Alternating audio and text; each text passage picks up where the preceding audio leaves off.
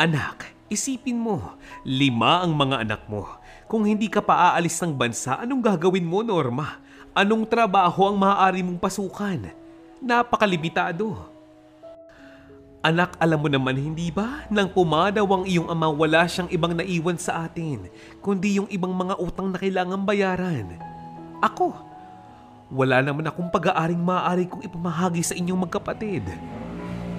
Anak, hindi naman sa ayaw na kitang makasama, pero iniisip ko lamang ang kalagayan ng mga anak mo. Yan ang sabi ng ina ni Norma. Isang balo na rin at may 5 ring mga anak.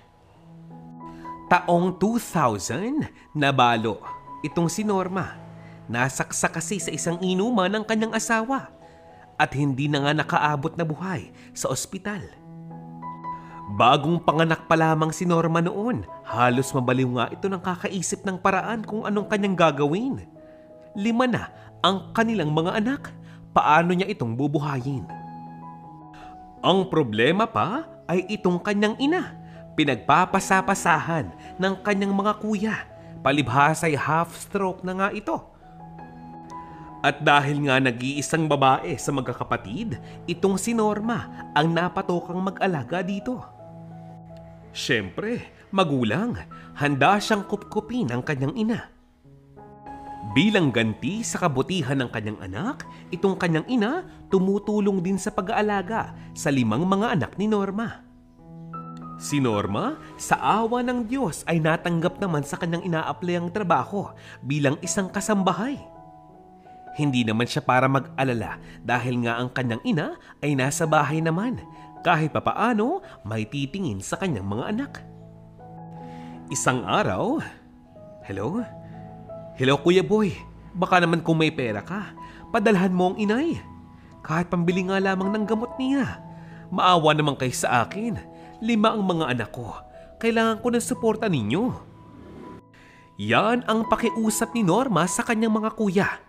Kaya nga lamang, para bang wala nang pakialam pa itong mga ito sa kanila. Parang sila pa nga ang galit dahil naabala raw sila. Naging napakahirap ng buhay ni Norma. Sabay-sabay niyang ginagampanan ang pagiging isang ina, pagiging isang anak, at pagiging isang katulong. Lumipas pa ang halos ilang mga linggo, isang kapitbahay nga niya ang naawa sa kanya at inalok na bakit nga ba hindi siya mag-abroad? Bakit hindi siya magtungo ng Riyadh? Alam mo Maring Norma, ano pa bang iniisip mo? Wala ka ng ibang pagpipilian pa. Napakahirap ng buhay sa Pilipinas. 5 ang mga anak mo. Pinapakain mo rin at inaalagaan ng iyong ina. Tingin mo ba sasapat ang sinasahod mo ngayon? Sabi ko nga sa'yo, sumama ka na lamang sa akin. Ganoon din ang trabaho, pero mas malaki ang sahod. Wala kang dapat ipag-worry, kasama mo naman ako eh. Ano ba naman, magkaibigan tayo. Yan ang sabi ni Becca na isang OFW sa Riyadh. Napakaganda na ng kanyang buhay kung tutuusin kumpara noon, kaya napakalakas ng loob mag-imbita. Becca, nakakatakot. May mga anak pa akong maliliit, kailangan nila ako. Baka hindi makaya ng inay alagaan ang lahat ng mga yun. Mahihirapan ang aking inay, kawawa naman. Tulad ng alam mo, hindi ko maaaring asahan ng panganay ko. Ay, pasensya na kahit na gustuhin ko, hindi agad ako makaka-oo sa iyong alok. Pagpasensya mo na. Basta, kukontakin na lamang kita. Next time, ha? Yan ang sabi ni Norma. Ang sabi naman ng ina ni Norma ay samantalahin na ang pagkakataong malakas pa itong kanyang ina at kaya pang mag-alaga ng mga bata. Dahil sa pagkakataong bumigay ang kanyang katawan, lalo silang mahihirapan, lalo siyang hindi makakaalis. Hindi naman nga lahat binibigyan ng pagkakataong makapag-abroad. Kaya itong si Norma nakiusap sa kanyang mga kuya na baka naman maaari siyang tulungan. Suportahan man lamang. Hindi niya magagawang makaalis ng bansa kung iisipin pa rin niya ang kalagayan ng kanyang pamilya sa Pilipinas, lalo na ang mga bata. Kaya nga lang kahit isa sa kanyang mga kuya ay hindi niya nga maaasahan talaga. Walang pakialam. Kuya, naiintindihan ko naman. May pamilya ka. Abala kang tao pero kung hindi mo ko kayang tulungan, kung hindi mo ko kayang pautangin man lamang, iintindihin ko yun. Pero si inay, tulungan mo naman si inay. Hindi siya pwedeng walang kasama. Kuya Boy. Aba, Ining, mag-isip ka nga. Hindi ba't ikaw ang nakikinabang sa inay, hindi kami? Nasa poder mo siya. Ikaw ang kanyang tagapag-alaga. Siya ang nag-aalaga sa mga anak mo, hindi ba? Eh bakit ka sa akin tatakbo? Ha? Aba naman, Norma. Yan ang sabi ng kanyang Kuya Boy. Ang sabi naman ni Norma, mga kuya, intindihin niyo naman po yung sitwasyon ko. Hindi madaling maging isang ina at maging isang ama ng sabay-sabay. Gusto kong bigyan ng magandang buhay ang mga anak ko. Konting tulong lamang at suporta ang kailangan ko mula sa inyo. Parang awa niyo na. Kuya. Pero wala talaga. Walang pakialam ang kanyang mga kuya. Kaya itong si Norma napilitang mangutang sa patubuan. Kailangan na nga niyang maasikaso ang kanyang mga dokumento. Mga requirements na kailangan makuha, dapat maihanda na para sa kanyang pag-alis. Sinigurado na nga niya na kumpleto ang mga pangangailangan ng kanyang mga anak, lalo na ang gatas at gamot. Ilang sako ng bigas ang kanyang inunang bilhin para masigurado na hindi magugutom ang kanyang pamilya. Lerma, ikaw ang babae, kaya dapat ikaw ang maaasahan ko. Ang kuya mo na may abalang-abala sa kanyang pag-aaral. Suportahan natin siya upang makapagtapos siya at kahit papaano ay masuportahan din tayo. Ana, ikaw Ining, sana'y maunawaan mo ako, ha?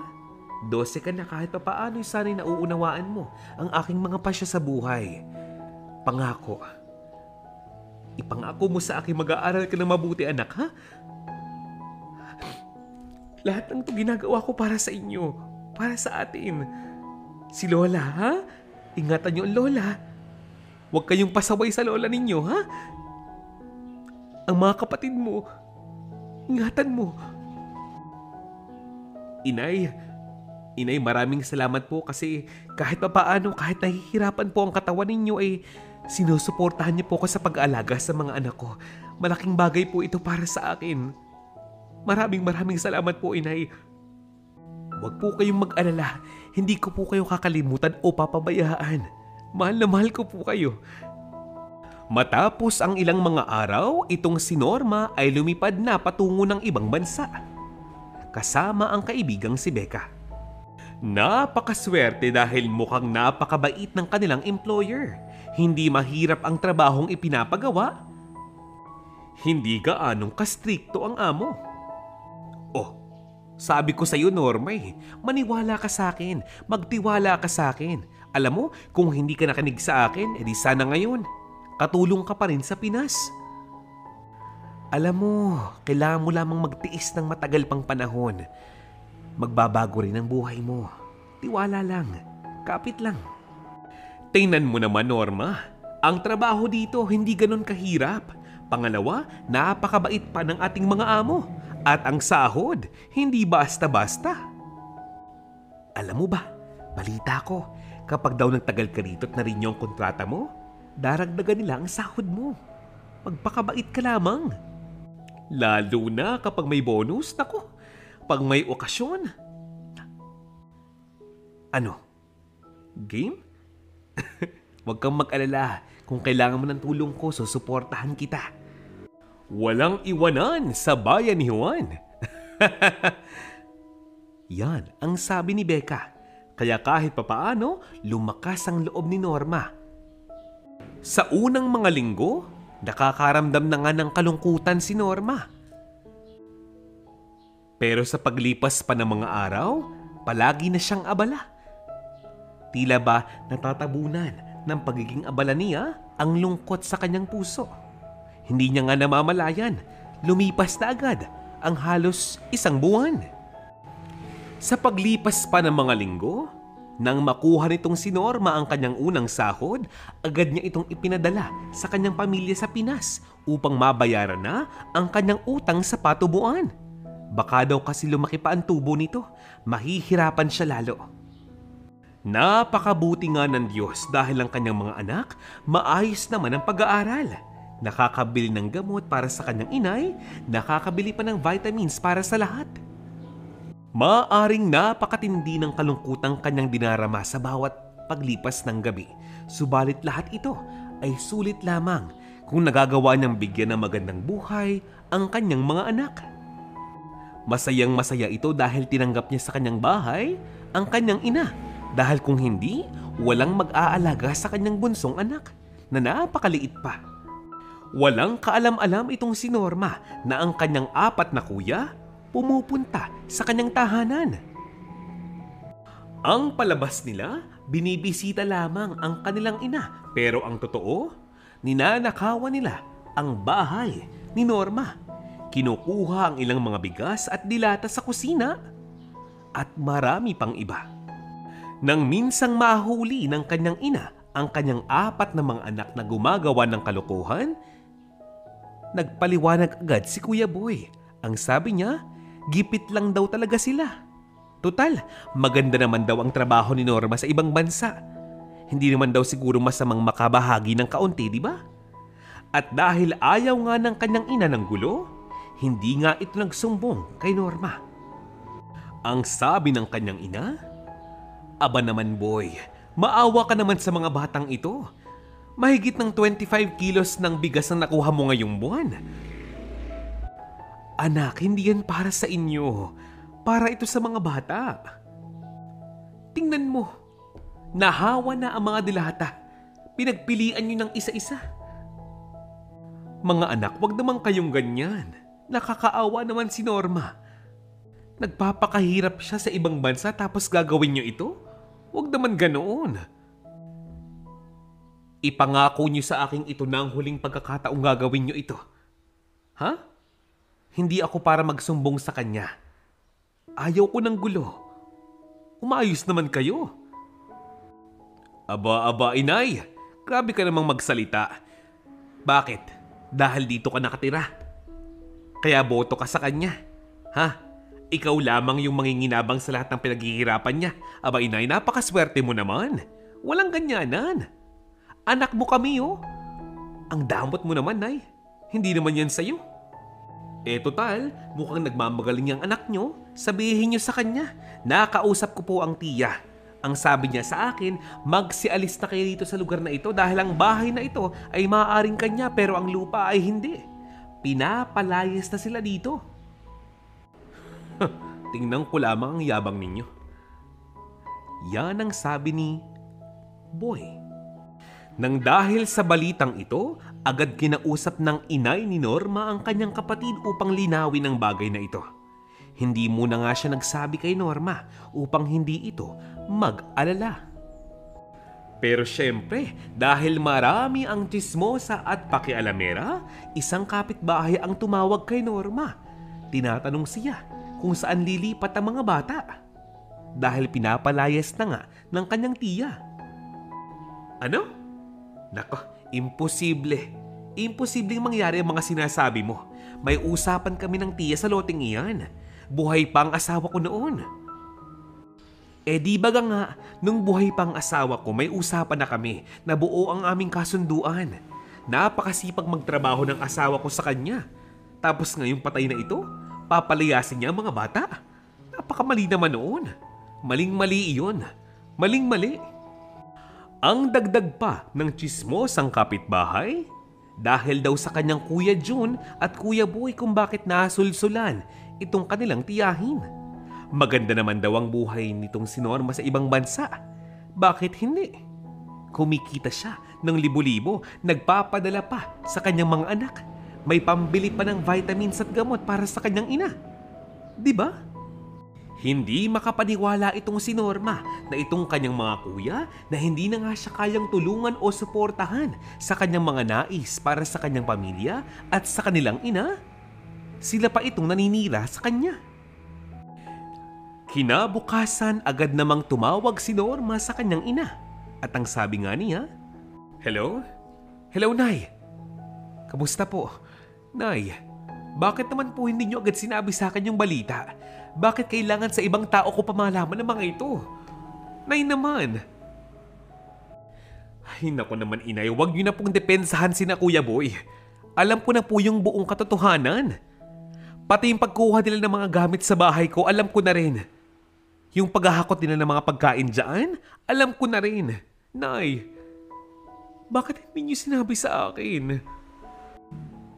Alam niyo namang hindi ako madamot. Ang sa akin lamang, lahat ng yan ay para sa inyo. Para sa mga anak ko. Kaya nga po ako nagpapakahirap dito, di ba? Tandaan niyo ba noon? Wala silang pakialam sa akin. Sa atin. Ni hindi nga sila bumisita nung nakaburo lang asawa ko. Nung inilibing ang asawa ko, wala sila. Lahat sila abala. Walang panahon sa akin. Sa atin. Ni ayaw nga kayong alagaan, di ba? Tapos ngayon, dedepensahan niyo pa? Nay, pagod na akong unawain sila. Please naman, pagsabihan niyo naman yung mga yan. Hindi na po sila mga bata, Nay. Yan ang hagulgol ni Norma habang siya'y naglilinis ng kwarto ng kanyang mga amo. Ang kanyang inay hindi makapagsalita dahil may punto nga naman itong si Norma. Nang ibaba nga ng kanyang ina ang tawag, biglang sumama ang kanyang pakiramdam. Kaya nang itong si Norma ay tumawag muli, ang kanyang anak ng panganay ang sumagot. Sa paglipas pa nga ng ilang mga buwan, nangangamba pa rin itong si Norma na baka nga ginagawan pa rin ng kalokohan ng kanyang mga kuya ang kanyang pamilya. Mahirap talaga pag masyado kang mabait. Hindi talaga maiwasang aabusuhin ka nila. Abay isipin ninyo, habang nahihirapan sa pagtatrabaho si Norma sa Riyadh upang suportahan ng kanyang ina at ang kanyang mga anak, nagpapadala din siya ng pera sa kanyang tiya upang hindi nga nito palayasin ang kanyang mga anak. Abay isipin ninyo, kawawa naman ang kanyang ina. Hanggang sa ngayon, patuloy pa rin sa pagbisita ang mga kuya ni Norma sa kanyang ina. Minsan nga nakikitulog pa, nakikikain pa. Wala naman sanang problema. Kaya nga lang, sa pagkakataong umalis sa mga ito, asahan mong ang ilang mga gamit sa bahay, kulang-kulang. Upang matapos na ang problemang ito, nagpasya itong si Norma na nang matapos niya ang 2 taong kontrata, hindi na nga siya muna umuwi. Bagkus, pumirma siyang muli ng panibagong kontrata. Kailangan niyang makaipon para sa kanyang sarili at para sa kanyang pamilya upang mabayaran na nga niya ang lote ng kanyang magaling na tiya. Matapos mapadalahan ng ilang mga bagong damit at pabango, mga sapatos, pumayag naman ang kanyang tiya na hulugan na nga lamang yung lote para matapos na yung problema. Pero ang matindi, minamadali pa siya. Ay basta hulugan mo. Hindi naman siguro mahirap yun para sa'yo, di ba? May trabaho ka naman. 100,000 piso lamang yun mahigit. Sige na, gawan mo na nga ng paraan. Kapag ginawa mo yun, bayad ka na. Saka ko ililipat sa pangalan mo ang pangalan ng lote ngayon. Ikaw baga ining ay hindi nahihiya. Ginagawa mong kasambahay ang iyong ina, ang aking kapatid. Aba, alam mong half stroke iyon. Alam mong nahihirapan siya. Huwag kang masyadong pabigat. Hindi ka na nahiya. Mawalang galang na po, tiya, pero ano pong ibig niyo sabihin sa mga salita ninyo? Kung sa paningin ninyo ay pinapahirapan ko lamang ang aking inay doon, sige, kunin po ninyo. Kayo ang mag-alaga sa kanya. Kayo ang bumili ng mga gamot niya, ng mga bitamina niya. Kayo ang magbayad ng therapy niya. Ako nang bahala sa mga anak ko. Uupa ako ng tao para mag-alaga sa kanila. Oh, di bagat kayo ang magaling? Diba? Alam nyo ang tama't mali, hindi ba? Kayo ang mahusay. Hindi po ako nambabastos, tiya. Sinasabi ko lamang po kung anong narinig ko. Pinapalabas nyo na pinapahirapan ko po ang aking inay sa pag-aalaga doon. Tingin nyo. Tingin nyo. Kung hindi ko po mahal ang inay, dapat wala siya doon. Ayaw siyang alagaan ng mga kapatid ko. Alam nyo ba yun? Tiya, bago po kayo magsalita ng kung ano-ano, please lang, intindihin niyo po muna yung ating sitwasyon. Alam niyo naman, di ba? Balo na po ako. 5 ang mga anak ko. Napakaliit pa ng bunso ko. Kanino niyo ko gustong umasa? Sa inyo? Tiya naman.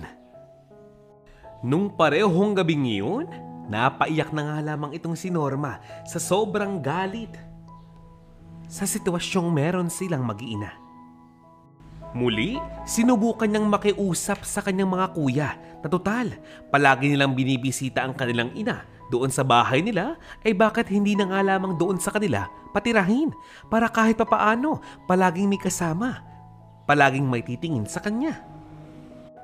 Pero wala, nagtuturuan ang magkakapatid. Minsan nga ay nagsumbong pa ang panganay na anak ni Norma dito kay Norma na minsan daw inaabutan niya ang kanyang lola na mag-isang umiiyak sa loob ng kanyang kwarto. Kaawa-awa, di ba? Yung pakiramdam na pinagpapasapasahan ka ng mga anak mo. Bakit? Wala ka bang kwentang magulang? Yan siguro ang tumatakbo sa kanyang isipan.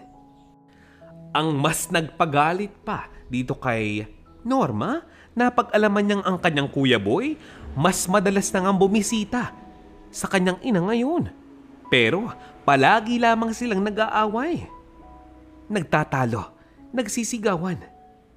At upang maiwasan na nga ang nakawan sa kanilang bahay, may inutusan si Norma na mag-asikaso ng kanyang bahay, maggawa ng ilang mga cabinet at magandang lock para hindi na nga manakawan ng kanyang mga kapatid ang kanyang mga anak. Ipinaayos ang pintuan sa likuran at harapan ng bahay. Sinabihan pa nitong si Norma ang kanilang kapitbahay na si Manang Flor na siya na ang mag-aalaga sa mga bata upang hindi na nga daw mahirapan pa itong kanyang inay. Isang araw, nagulat na nga lamang itong kanyang ina nang dumating si Manang Flor. Nakaramdam ng lungkot itong kanyang ina dahil pakaramdam nga niya ay parang wala na nga siyang silbi. Sinubukan naman siyang pakalmahin ni Manang Flor. At para kahit papaano makaramdam ng importansya itong kanyang ina, lahat ng hulog para sa lupa, para sa loteng iyon, ay kukuhanin na nga lamang ng kanyang tiya sa kanyang inay. Kada hulog niya ngayon, dapat nakalista na ang saktong halaga at dapat may pirma. Magmula nga noon, kada sahod nitong si Norma, nagpapadala nga siya ng pera sa kanyang ina. Halos 20,000 pesos, buwan-buwan.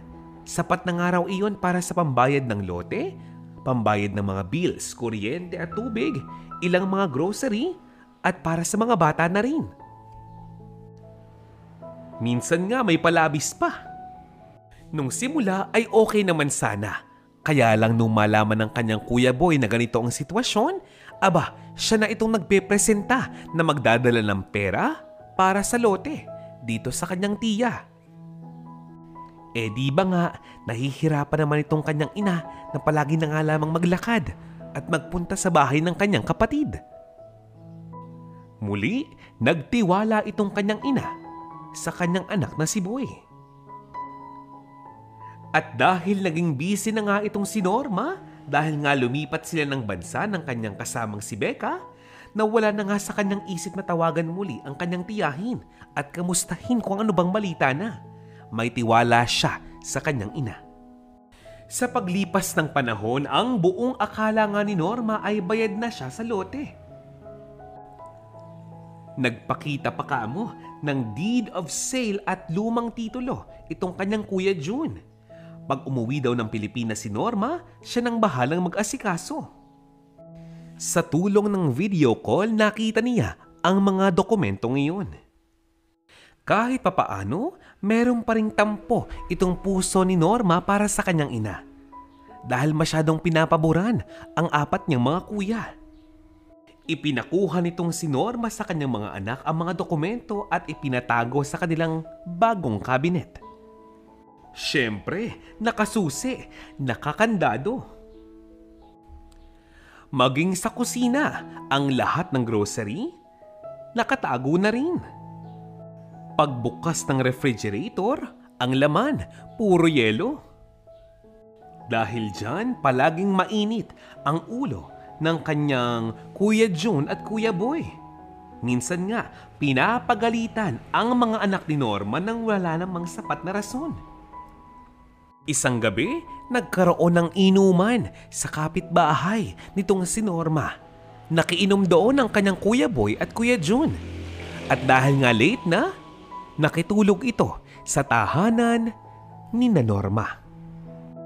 Nung bandang hating gabi, nagulat na lamang itong si Panganay dahil nagising siya sa ingay na ginagawa ng kanyang dalawang tiyo. Aba, sinusubukan nilang sungkitin at buksan ang nakalak na kabinet ng kanyang ina. Binuksan niya ang ilaw. Nagtanong siya kung anong ginagawa ng mga ito. Abay, imbis na mahiya, sila pa itong nagalit.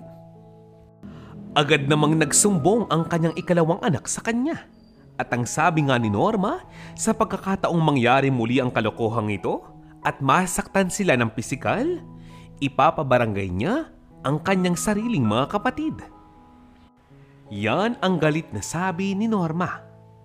Nung panahong iyon, halos malapit nang matapos ang kontrata nitong si Norma. Nagpaalam siya sa kanyang amo at sinabing uuwi muna siya ng Pilipinas. Sabik na nga raw siyang makita ang kanyang mga anak, lalo na ang kanyang ina. Kaya nga lang medyo nakaramdam siya ng takot dahil baka mamaya pag umuwi siya ng Pinas, hindi na nga kailanganin pa ang kanyang serbisyo ng kanyang amo. Madali siyang paltan. Alam niya yan. Di bale, para sa kanya ang mahalaga, makauwi na nga siya. Nais na nga niyang magabayan ng kanyang mga anak. Total, may ipon naman siya na. Pangalawa, bayad na ang lote. Naparepair na nga daw niya ang kanyang tahanan. Nag-aaral naman ng mabuti ang kanyang mga anak kaya okay lang yun. Sulit na yun. Magne-negosyo na lamang daw siya. Maligay at excited na umuwi ng Pilipinas itong si Norma. Hindi nga siya nagpasundo. Wala siyang pasabi na siya'y uuwi na. Matapos ang mahabang biyahe, laking gulat nga ni Norma dahil nakita niya ang kanyang inang umiiyak sa harapan mismo ng kanyang tahanan. Nagkalat ang mga gamit sa labas. Mukhang pinapalayas na nga ang mga ito ng kanyang tiyahin. Ha? Bakit? Paano? Anong ibig sabihin nito? Tiya, anong kalokohan to? Anong pinapalayas? Bayad na po kaming matagal na. Ano bang sinasabi ninyo? Ibinibigay ko po ang bayad para sa loteng ito buwan-buwan. Mahigit 20 mil ang pinapadala ko. Imposibleng hindi pa kami bayad. Ito may picture ako. Deed of sale. May pirma mo. Yan ang pagalit na sabi ni Norma. Ang sabi ng kanyang tiya, nandyan na pala ang pamangkin kong scammer. Umuwi ka na pala. Mabuti naman kung ganoon. Sabihin mo sa akin, nasa na ang bayad niyo sa lote? Ang tagal-tagal ko na naghihintay sa inyo. Ang kakapal na mga mukha ninyo, lalo ka na, Norma. Nung una, nagpadala ka ng bayad, 20 mil. Nang sumunod, naging 15 mil na lang. Tapos naging 10. Pagkatapos ng ilang mga buwan, hindi na nasundan? Ang buong akala ko'y alam mo mga bagay na iyon. Abay, hindi ka na tumatawag sa akin. Huwag mong sabihing ako pa ang mag-aabalang tumawag sa iyo. Nakakahiya naman yata. Ayoko na makipag-usap sa iyo, Norma. Umalis ka na dito. Hindi ka ba nahihiya sa mga tao? Sa mga anak mo? Sa iyong ina? Kung iniisip mo na ibabalik ko pa yung unang bayad ninyo, hoy, nananaginip ka. Agad namang humarap itong si Norma sa kanyang ina na umiiyak doon sa harapan ng bahay. Nasa na nga ba ang pera? Hindi man ganoon kalinaw, kanyang narealize na ang perang kanyang ipinapadala, lahat halos napunta sa kanyang Kuya Boy at Kuya Jun. Binalot ng galit itong si Norma para sa kanyang ina. Sino ba naman ang matutuwa? Ipinagkatiwala ng kanyang ina ang perang kanyang padala sa kanyang mga kuya. Wala naman sanang problema kung nais niya lamang magtiwala, pero pera iyon. Pinaghirapan niya yun ng matagal na panahon. Tapos napunta lamang sa wala. Ang masakit dyan, ang sabi ng kanyang ina, ay lawakan pa ang pangunawa sa kanyang mga kapatid. Habaan pa ang pasensya. Hindi naman daw niya akalain na lolokohin din siya ng kanyang mga anak. Malibang magtiwala ka sa iyong sariling anak. To the rescue naman itong si Manang Flor. Agad niyang kinausap si Norma at sinabing handa siyang tumulong upang makahanap agad siya ng bagong lilipatan. Ang problema, wala nang ang balak sumama nitong kanyang ina kay Norma. Tutal, alam niyang malaki ngayon ang galit sa kanya ng kanyang anak. Nang sumunod na araw, ipinatawag nga nitong si Norma sa barangay ang kanyang mga kuya at nagpirmahan na nga na ibabalik ang lahat ng kanilang ninakaw, lahat-lahat. Dahil kung hindi, kakasuhan niya ang mga ito dahil namemeke din sila ng deed of sale. Krimen yun. Hindi ka na nahiya. Kuya naman, ang tanda-tanda mo na. Ano? Tumatanda kang paurong? Hindi ka man lang ba natakot na makulong ka? Ha? Kung nangutang ka sa akin, papautangin kita. Kung nanghiram ka sa akin, baka pahiramin kita. Pero ninakawan mo ko. Ang mga anak ko. Hindi lang isang beses. Hindi 3. Mahigit 5, hindi ba? Wala ka namang kahihiyan sa sarili mo? Sigurado akong ikinahihiya ka ng asawa at ang mga anak mo. Mga kuya naman, ginawa kong lahat para sa pamilya natin. Bakit yung ginawa to sa akin? Saan ba ako nagkamali? Yan ang sabi ni Norma sa kanyang mga kuya. Ang sabi ng kanyang Kuya Boy, mayabang ka. Yan ang sabihin mo. Palibhasa maganda na ang buhay mo. Kinalimutan mo na kaming mga kuya mo. Ano? Ikaw lamang ang giginhawa? Sinuswerte ka. May araw ka rin. Yan ang sabi ni Kuya Boy niya. Tutal, palagi naman daw dinedepensahan ng kanyang ina ang kanyang mga kuya kahit gumagawa na nga ito ng kabalbalan, magaling pa nga sigurong wag na nga niya itong alagaan. Hahayaan na nga lamang daw niya na itong kanyang ina ay mapunta sa poder ng kanyang mga kuya para wala ng problema. Tutal, kahit naman daw abusuhin siya ng kanyang mga kuya, abusuhin ng kanyang kabaitan ay hinahayaan lamang niya, magaling pang sila na nga lamang daw ang magkasama-sama. Nung una, ayaw sumama, ayaw pumayag ng kanyang ina pero wala siyang magagawa dahil tila ba naging bato na ang puso ni Norma. Muling umalis si Norma para magsimulang muli ng panibagong buhay. Hindi naman sila pinabayaan ni Manang Flor at naawa sa mag-iina kaya siya na muna ang naging guardian ng 5 magkakapatid. Sa awa ng Diyos, muling tinanggap ng kanyang mga dating amo itong si Norma. Palibhasa, malaki na ang tiwala ng mga ito sa kanya. Mas pinataas ang kanyang sahod buwan-buwan at hindi lang yan. Nais pa siyang bigyan ng kaunting regalo. Sinabihan ng kanyang mga amo itong si Norma na maghanap na ng panibagong lote, ng panibagong bahay na maaaring tigilan at ang kanyang mga amo na ang handang bumayad dito. Sa kanyang sobrang tuwa, agad niya itong ibinalita sa kanyang mga anak. Sa tulong ni Manang Flor, nakahanap sila ng isang tamang-tamang pwesto para sa kanila. Tinapos lamang nitong si Norma ang 2 taon sa ibang bansa sa piling ng kanyang mga amo napagtapos na rin niya ang kanyang panganay na anak. Ngayon, may trabaho na rin. Maganda ang takbo ng buhay ng kanyang mga anak sa Pilipinas. Siguro'y panahon na para sila'y magkasama-sama. Napakalaki ng kanyang pasasalamat kay Becca at ng kanyang utang na loob sa kanyang mga amo. Maligaya nga siyang uuwi ng Pilipinas at handang ipagpatuloy na harapin ang buhay kasama ang kanyang mga anak. Pero paano ang kanyang ina? Sa lahat ng perang ibinabalik ng kanyang Kuya Boy sa barangay hall, lahat ng perang iyon, lahat ng kanyang ninakaw, yun mismo ang perang ginagamit upang makabili ng gamot at vitamins itong kanyang ina, upang matugunan ang kanyang mga pangangailangan. Lumuluha na nga ito. Nais na nga niyang makasama muli ang kanyang anak na mahal siya, na buong pusong nag-alaga sa kanya noon at hindi siya pinabayaan. Kaya lang, hindi na nga ito pumayag pa. Ang sabi lamang ni Norma, "Inay, tahimik na po ang buhay namin. Okay na po mga anak ko. Okay na po ako. Inay, alam kong okay din po kayo.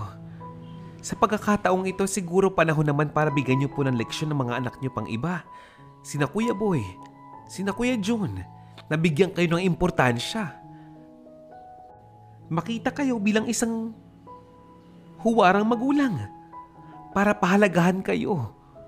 Ingatan kayo at alagaan kayo.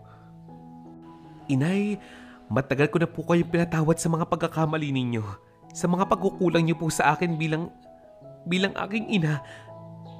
Pero sa ngayon, asahan niyo pong hindi ko naman po kayo papabayaan. Pero hindi ko na po kayo kayang isama sa bahay na ito. Patawarin niyo po ako." Magmula nga noon, naging mas maayos na ang buhay ng mag-iina. Si Norma kasama ang kanyang mga anak.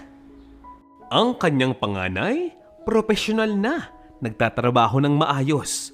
Siya mismo ang nagpapaaral sa kanyang mga kapatid ngayon. Si Norma, mayroong sariling negosyo. Kahit papaano, kumikita pa rin siya ng pera. At itong mga kapatid niya, kahit papaano, nabuksan na ang isipan. Mali nga naman kasi ang kanilang mga ginawa. Ngayon, sinusulit nila ang panahong kasama nila ang kanilang ina.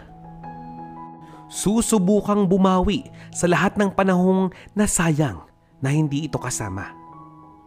At dito na nga po nagtatapos ang ating istorya ngayong araw na ito. Shout out time! Binabati ko po ng isang magandang araw si Miss Erlinda Claveria, Bing Jorge, Emeliza Tominaga, Wildcats Kuting. Hello, Miss Elma Macame. Last but not the least, Maria Teresa Matala. Hello po sa inyo. Muli, maraming salamat po sa inyong pakikinig at sa patuloy na pagsuporta. Ito po ang Von Imalya TV. See you again next time. Goodbye!